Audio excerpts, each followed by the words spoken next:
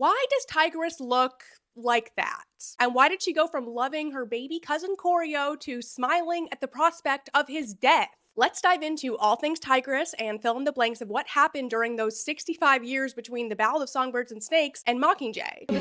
Just like your father, Coriolanus. This is all based on book canon, and there's no Sunrise on the Reaping spoilers. Let's start with why Tigriss looks like that. Since we don't get a specific reason for Tigriss looking like a tiger, there's a ton of room for speculation.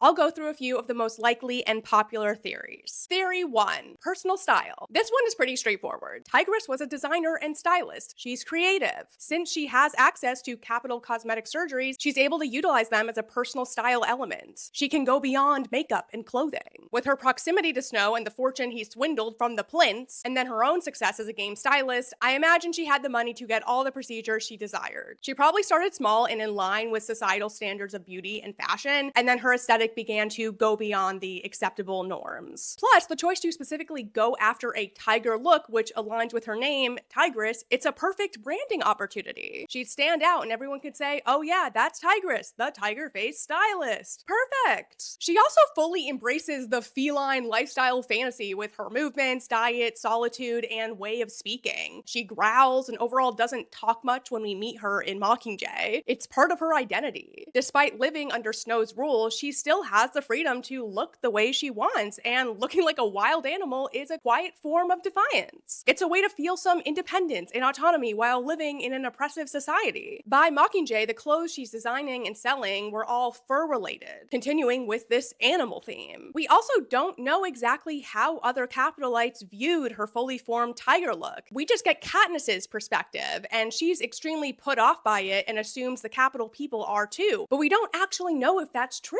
Tigriss still goes out in public, she trades and sells her clothes with people. It's not like she's a beast locked away in a castle. She's in society. I have to address a book-movie difference here because there's a line in Mockingjay Part 2 that is not book canon, which could make things confusing. In the movie, Katniss says, I know you. You're a stylist in the games. And Tigriss responds, until Snow decided I wasn't pretty enough anymore. I hate that line read, I'm sorry. In the Mockingjay book, Tigriss doesn't say that. Katniss asks, did Snow ban you from the games? And Tigriss just stares. Then Katniss says, because I'm going to kill him, you know? And Tigriss makes what seems to be a smile. So by book canon, whether or not Snow banned her from the games for her looks is never confirmed. It's just a possibility. It would make sense that Tigriss's style is outside of the norm since her beliefs are also unconventional. She's an independently thinking rebel. There could also be some vanity in wanting to look completely unique since plenty of people follow trends like getting whiskers, but perhaps nobody else went for the full feline fantasy. Theory 2. Snow punished her. He forced her to have these surgeries as retribution.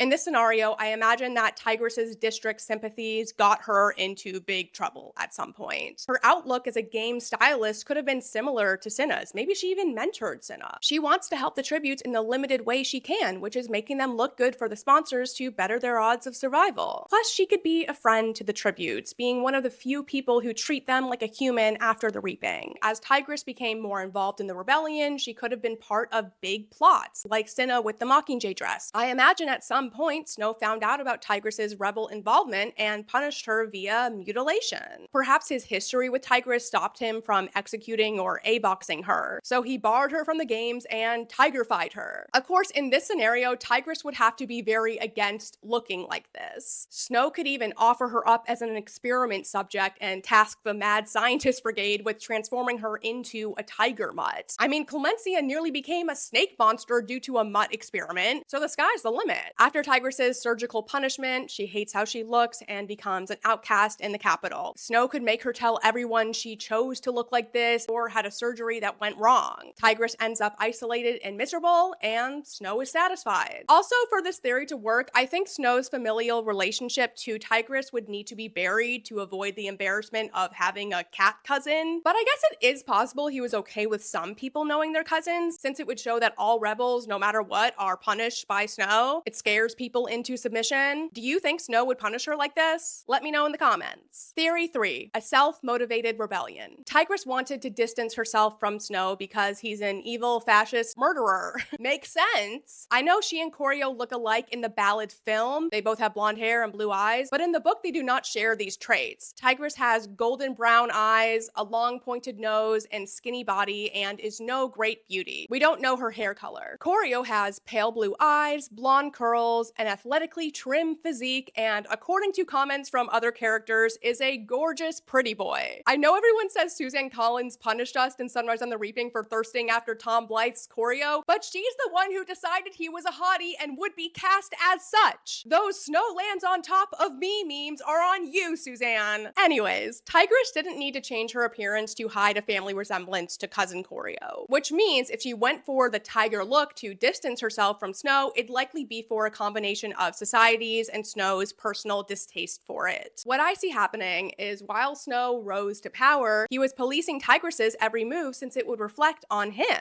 His peers knew they were related, so Tigris could affect his legacy. As a way to rebel against this, Tigris started pushing boundaries on how she styled herself. Snow didn't like what she was doing with her appearance and tried to control her that way too, which made Tigris take it even further. If she modified herself in a way that was unpopular with society, Snow wouldn't want to be associated with her. He'd cast her out and change the narrative so he's not related to the freak. After that, Snow doesn't need to worry about what Tigris is up to, and she doesn't have to be boxed into being a prim and proper family member to the political tyrants. She could have gone with the tiger theme because of her name and a genuine fondness for that aesthetic, but maybe she wouldn't have gone to such an extreme had it not been a tool to distance herself from Snow. Perhaps Snow even pressured her to get married and have children to expand the Snow dynasty. If he wanted a large royal family with more possible pawns and heirs outside of his own unfortunate children, Tigris was his only other blood relation with a fertile womb. Maybe he even wanted to harvest some of her eggs. Creepy. If Tigris didn't want to play into this, she'd need to cut ties with Snow. But I can also see him not wanting her to have any kids so that he'd have full control over the Snow legacy. He could carefully groom his children and grandchildren to take his place when the time came. What do you think? Theory 4. Self-punishment.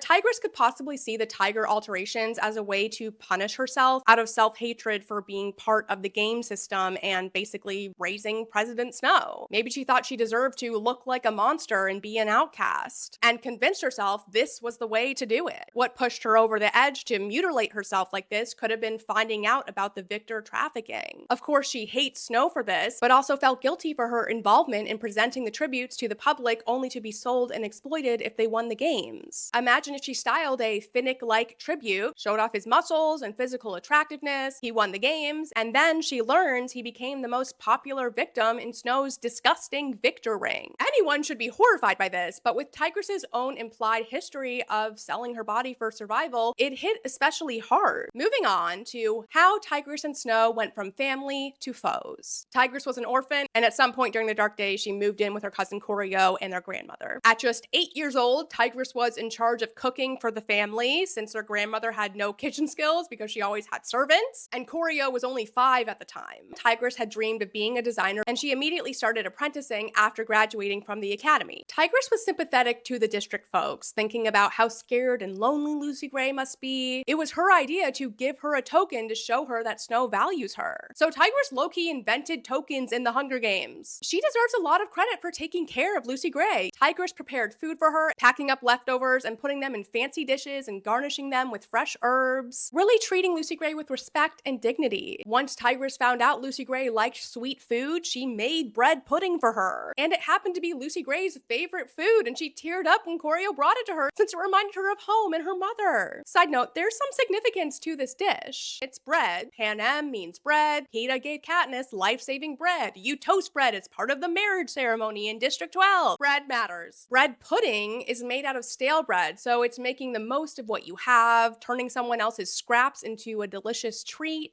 And this dish is part of Appalachian culture and other cultures, but highlighting Appalachia here because that's where District 12 is. Plus, Tigris washed and ironed Lucy Gray's dress for her interview. She also gave her some makeup to wear. By doing all that, I'd say Tigriss was the first unofficial stylist for the Hunger Games. And the last one. The battle in the Capitol was the unofficial 76th Hunger Games, and she styled what remained of Katniss and the squad before they left her shop. She's an icon! Despite Snow's initial belief that Tigriss never sunk so low as to sell herself to help them survive, Tigriss alludes to doing this when they're talking about Lucy Gray's interview song, how she lived by her charms. Tigriss said everyone did things they're not proud of to survive the war, and snapped at Corio to be kind to Lucy Gray and try not to look down on people who had to choose between death and disgrace. It sounds like Tigriss did need to use her body to survive, likely from a young age, which is heartbreaking. That sort of thing was still happening in District 12. Katniss herself may have done that had she been a bit older when they were struggling after her father died. She thought about it. She knew other girls did this. Snow didn't want to think or know about whatever Tigriss did to help their family survive. He was sort of willfully ignorant about it. If later on Tigriss found out about the way the victors' bodies were sold, that would affect her relationship with Snow if they hadn't completely fallen out already. Maybe a confrontation about that is what fully broke their relationship, or deepened her alliance with the rebels. Maybe it even made Tigriss choose to quit being a stylist altogether because she couldn't bear to take part in the games anymore. Tigriss was basically Snow's parent for a lot of her life. She believed he was a good person, and having raised him, she'd especially want to cling on to that idea he was innately good. So it had to be devastating when she saw him devolve. Before Snow left for 12 to be a peacekeeper, he and Tigriss were on the rooftop at sunrise, which may or may not be the same rooftop that became the training center where Katniss and Peeta spent time at. Fun theory there. On the rooftop, Tigriss says to Snow, "You were set up to fail. The Hunger Games are an unnatural, vicious punishment. How could a good person like you be expected to go along with them?" Corio responds, "You mustn't say that to anyone but me. It isn't safe." "I know," she said, "and that's wrong too." She's clearly against the games and the lack of free speech in Panem. We don't get a dramatic final moment between Tigriss and Snow in the book the way we do in the movie, where she reluctantly and fearfully tells him how he looks just like his father when he's all dressed up to poison Highbottom. That's only in the movie. In the book, after Snow made it back to the Capitol and became the Plinth's surrogate child, it just says Tigriss got along well with Ma Plinth, who helped take care of the grandmam. That's it. We also don't know what years she was a game stylist, but at least know she was styling people at a time Katniss remembers. Katniss was born the year of the 58th games, so let's say the earliest games she remembers are when she was 5 years old, which would be the 63rd games, and sometime after that she stopped. I'm guessing Snow played a part in starting Tigriss's career as a game stylist. He was working with the game makers by the Ballad epilogue, but we don't know when the game started to have stylists and prep teams. Snow could have pitched the idea for it based on what Tigriss did for Lucy Gray, or it was possibly a direct suggestion from Tigriss. I know Tigriss is anti-games, but I can see her thinking of being a stylist as the best thing she could do to help the tributes since she couldn't stop the games altogether. From there, I imagine Plutarch was Tigriss's gateway into the organized rebel group. Plutarch would know Tigriss's connection to Snow, which would make her a very valuable spy, and one way or another, Plutarch found out about her true feelings towards the games. Due to Snow's beliefs, it's no mystery why she turned against him. She had a front row seat to Snow's rise to power and increased corruption. I see their estrangement as a steadily growing chasm that eventually hit a breaking point. Their differing beliefs caused friction and arguments between them. At some point, they had a big falling out after she was caught taking part in rebel activity, or she found out about Snow selling the victors, and could have caused Snow to threaten to report her for treason or punish her himself depending on his political position at the time. Then Snow fully disowned her, fired her from the games, and made sure no one knew they were related. I think Tigriss would try very hard to maintain a relationship with Snow so she could have access to political intel and influence his policies. I doubt Tigriss's appearance was the real reason behind the end of her career. It was more of a public, convenient rationale. People in Panem would easily believe that being unsightly on camera caused her to lose a job. It's a great cover. In order of publication, we first met Tigriss in Mockingjay when Katniss and the squad were looking for a hideout in the Capitol. Tigriss has a grimy storefront filled with mannequins in furry underwear. Here's Katniss's description. Behind a counter sits the strangest person I've ever seen. She's an extreme example of surgical enhancement gone wrong. For surely not even in the Capitol could they find this face attractive. The skin has been pulled back tightly and tattooed with black and gold stripes. The nose has been flattened until it barely exists. I've seen cat whiskers on people in the Capitol before, before, but none so long. The result is a grotesque, semi-feline mask, which now squints at us distrustfully. Tigris is roughly 86 years old here. She was one of the stars of the Hunger Games until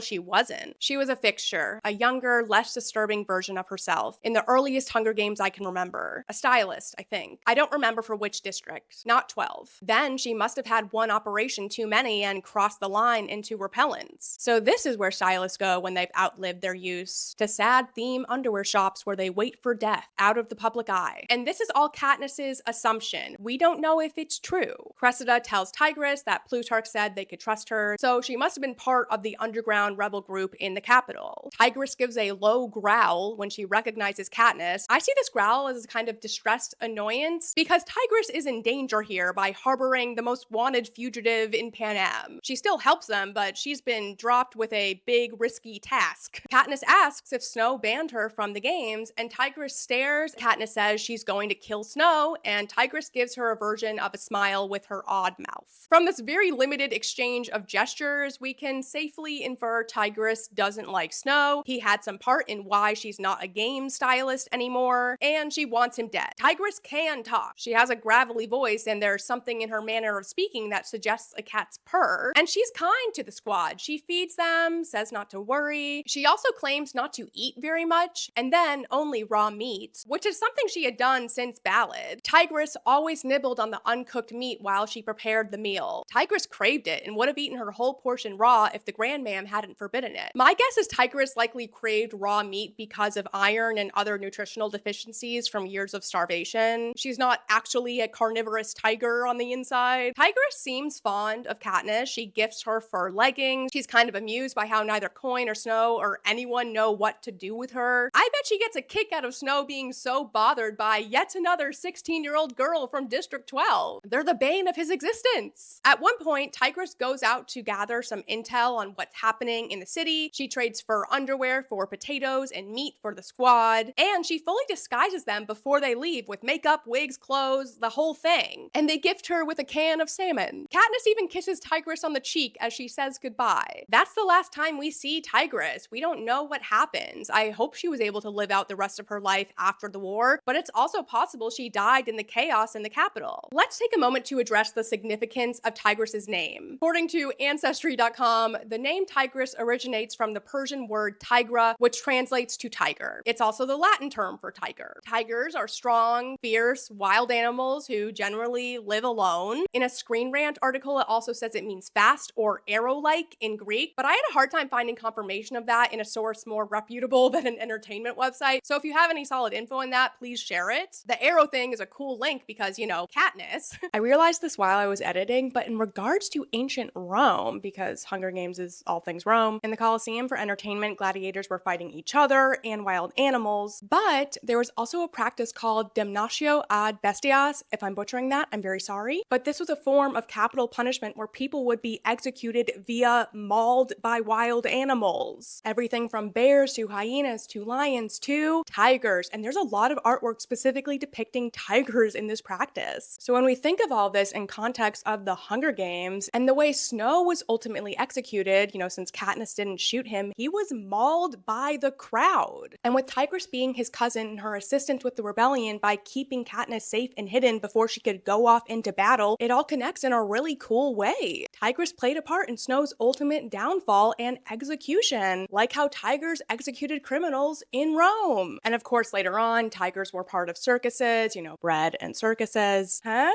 This name also ties into the history of the Tigris River, which was hugely important in ancient Mesopotamia, along with the Euphrates River. It supported agriculture, trade, transportation, and helped other ancient cities grow. Why this character is named Tigris, obviously there's the whole connection to her looking like a tiger, but joining the rebellion despite being Snow's cousin is pretty fierce. For the river connection, you could say since the Tigris River helped make a civilization thrive and gave people access to food, it ties into how Tigris took care of Snow Snow and the Grandmam. I'm just spitballing here, so if you have other ideas on the symbolism of her name, please share them. My belief is that Tigris chose and genuinely wanted to look the way she did in Mockingjay. She was an artist. It makes perfect sense to me that she'd surgically style herself however she pleased. People in the capital literally tinted their skin green, and that was fashionable. Regardless, plenty of people cover themselves in tattoos and have cosmetic procedures that go against societal beauty standards. And I think that Tigris going to the rebel side and hating Snow makes a lot of sense given everything I said in this video. It's not very mysterious. So tell me, which theory do you believe? Did she choose to tigrify herself, or was she forced? What do you think finally broke her connection with Snow? Let me know in the comments. As always, thank you so much for watching, and if you haven't already, subscribe for more Hunger Games analyses and do the thumbs up thing.